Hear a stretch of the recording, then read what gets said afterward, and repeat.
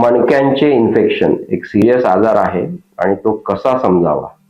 तर सर्वात पहिले मणक्यांचे इन्फेक्शन जर असेल तर आपल्याला सततची पाठदुखी असते, एस्पेशली रात्री खूप जास्त दुखतं आपल्याला पाठीमध्ये.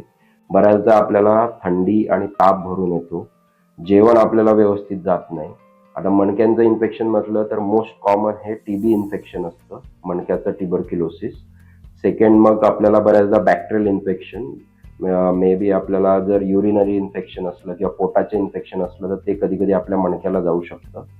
आणि फार रेअरली ज्यांची इम्युनिटी कमी झालेली असते किंवा जे स्टिरॉइडवर आहे किंवा कॅन्सर पेशंट यांच्यामध्ये कधी कधी आपल्याला फंगल इन्फेक्शन पण होऊ शकतं.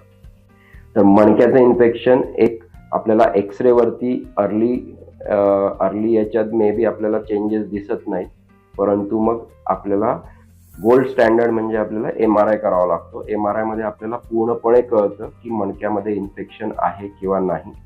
आणि जर आपल्याला सस्पिशियस असेल तर या सिच्युएशनमध्ये कधी कधी आम्ही मणक्याची बायोप्सी म्हणजे तिथून एक तुकडा काढत असतो आणि तो बायोप्सीला आपण लॅबमध्ये पाठवतो की तिच्यातनं आपल्याला पूर्णपणे कळतं की आपल्याला इन्फेक्शन आहे किंवा नाही आणि कोणत्या प्रकारचं इन्फेक्शन आहे.